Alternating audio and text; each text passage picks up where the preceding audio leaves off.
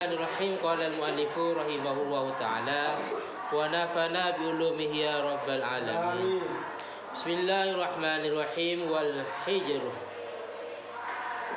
utawi mencegah, artinya mencegah membelanjakan harta. Tidak boleh membelanjakan harta, tidak boleh menjual, menghibahkan, mewakafkan dan yang lainnya. Ala sitatin iku ono 6. Orang-orang yang tidak boleh membelanjakan harta ada 6. Yang pertama aswabi, anak kecil. Anak kecil nggak boleh. Anak kecil beli gorengan itu nggak boleh. Kenapa? Karena salbul ibarah. Transaksinya nggak dianggap, ijab gabungnya tidak dianggap. Mestinya seperti itu. Nah, cuman ada ulama yang perbolehkan kalau cuman sifatnya membeli sesuatu yang sangat murah harganya. Masa gorengan nggak boleh ya? Yang nggak boleh seperti anak kecil jual beli tanah ya, baru nggak boleh. Anak kecil jual beli mobil, anak kecil jual beli kapal umpamanya ya. Anak kecil jual beli pesawat lah, baru nggak boleh.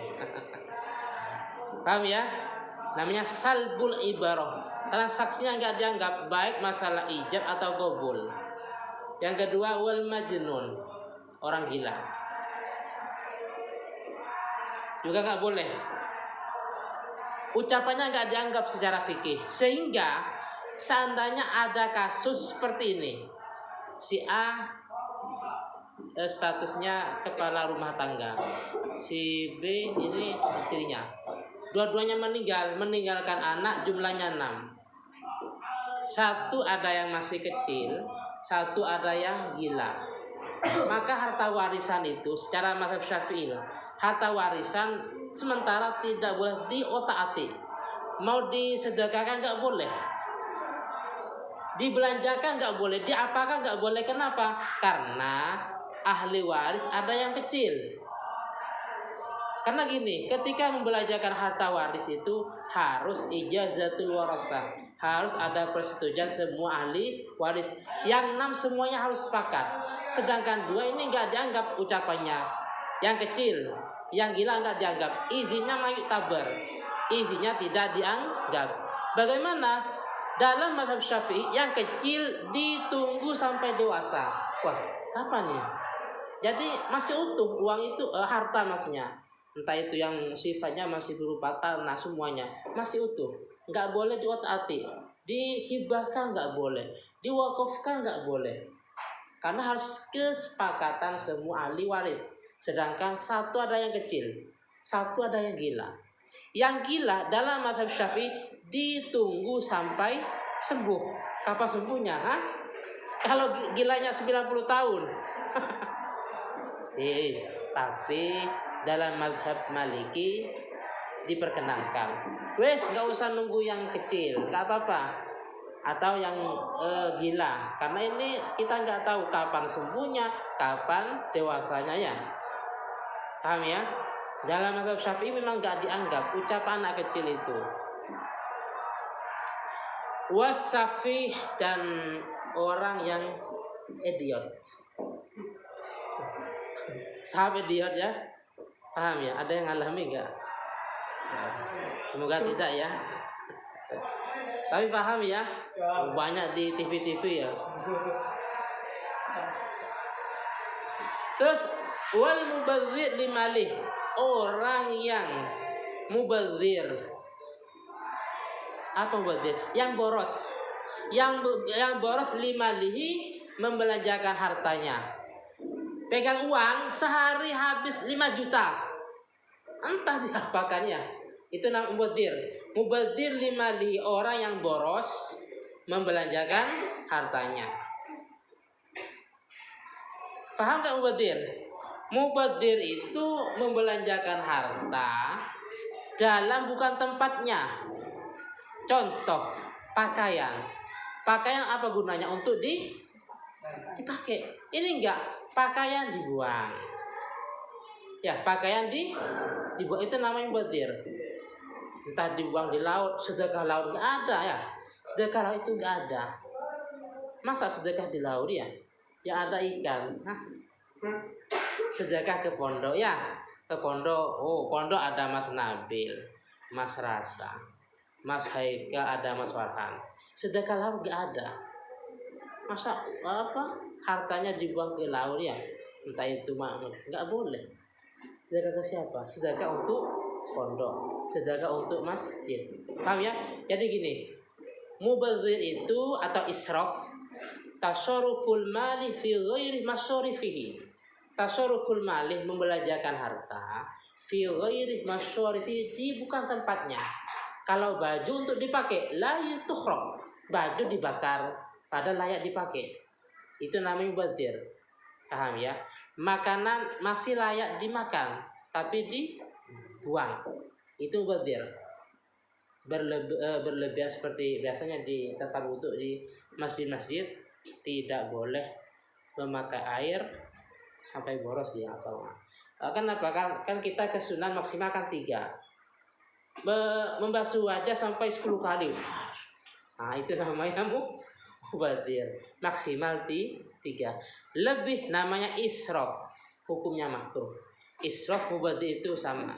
Innal mubadzirina kanu, nah, mubadzir itu termasuk saudaranya syaitan, boros. Jadi kecuali digunakan dalam masalah sedekah ya, sedekah, baju disedekahkan itu bukan mubadzir.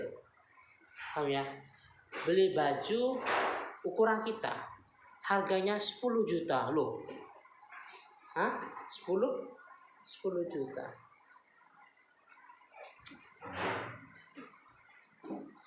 Wal muflis, orang yang bangkrut. Muflis itu orang yang bangkrut. Jadi besok kalau punya ponaan jangan salah nama. Siapa namanya? Muflis. Bangkrut. Padahal mukhlis ya. Mukhlisi dalahuddin. Mas, siapa namanya? Muflis. Ini kan mirip, ada titiknya, cuman satunya kha, satunya fa. Mukhlis, orang yang ikhlas. Kalau kha ya, short juga. Sekarang sin sama fa. Muflis, orang yang bangkrut. Karena namanya muflis, setiap menjalankan usaha, buka usaha di pasar langsung bangkrut. Hah? Buka usaha di pinggir jalan bangkrut. Jual beli hotel bangkrut. Kenapa? Karena namanya muflis. Kalau mukhlis, short, ikhlas, insyaallah. Wiritan terus, subhanallah, subhanallah, subhanallah. Wiritan. Apa? Mukhlis, orang yang ikhlas. Muflis itu alladzi iku wong irtakabathu ad-duyun. Irtakabat, yang menimpa hu ing alladzi ad-duyunu, opo piro-piro hutang. Penghasilannya nggak banyak, tiap bulan penghasilannya 500.000, tapi hutangnya 5 miliar. Nggak paham ya? Penghasilannya tiap bulan 500.000, nggak paham kok bisa 5 miliar kan? Selanjutnya wal marid. Nah ini wal marid, dan orang sakit. Al-makhufu alaihi, al-makhufu alaihi, yang dikhawatirkan mati, sakit parah. Saya ulangi lagi, wal marid, orang yang sakit, al-makhufu alaihi, yang dikhawatirkan mati. Sakit parah secara akal, kemungkinan kecil bisa bertahan hidup, kemungkinan besar akan mati. Kenapa? Karena sakit parah. Nafasnya sudah tinggal 1-2 ya. Selama sehari cuma nafas 1 kali. Selama 24 jam nafasnya cuma 3 kali umpamanya. Berarti kemungkinan kecil bisa hidup, kemungkinan besar akan mati. Terus berwasiat, fima ing dalam harta, zadah kang melebihi opoma. Fima ing dalam harta, zadah kang melebihi opoma ala surusi atas sepertiga.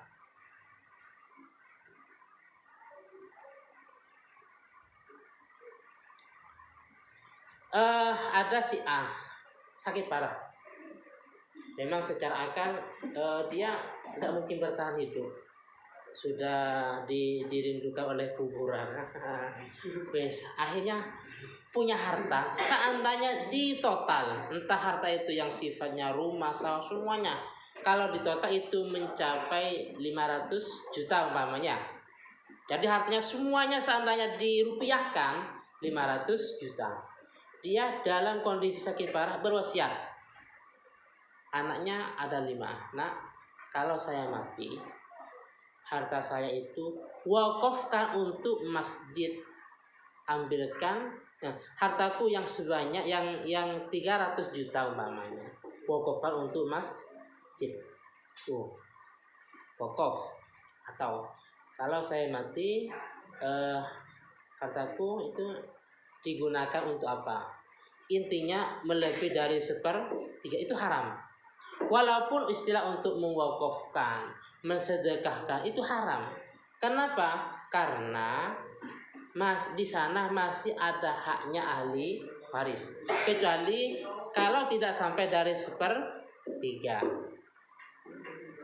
Kalau di total 500 juta, bahasanya kalau saya mati, ambil yang 20 juta umpamanya, saya wakafkan untuk pembangunan masjid. Nggak apa-apa.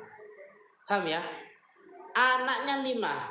Jadi gini, yang 5 ini harus ijazah. Apa ijazah? Semuanya sepakat. Semuanya sepakat. Cuma masalahnya di sini lebih dari 1/3. Bagaimana? Kalau sakit parah, diusahakan jangan sampai lebih dari 1/3. Kalau mau 1/3, maka dalam kondisi sehat, kondisi normal, sehat ya, masih bisa nafas tiap detik bisa nafas, tiap detik bisa nafas. Silahkan wasiat, wakaf dengan sebanyak mungkin, nggak apa-apa. Kenapa? Karena masih sehat. Tapi kalau memang selama 24 jam nggak bisa nafas, wasiat dengan harta melebihi 1/3 itu hukumnya haram.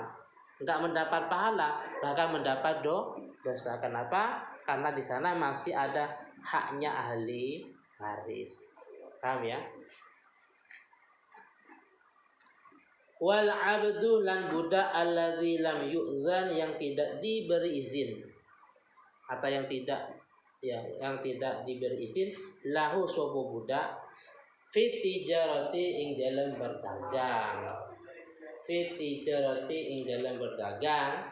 Seperti yang saya jelaskan, bahwa budak itu tidak punya kekuasaan. Budak walaupun bekerja selama 24 jam, maka budak itu tidak berhak mendapat upah atau ongkos. Ya, semuanya punya majikannya.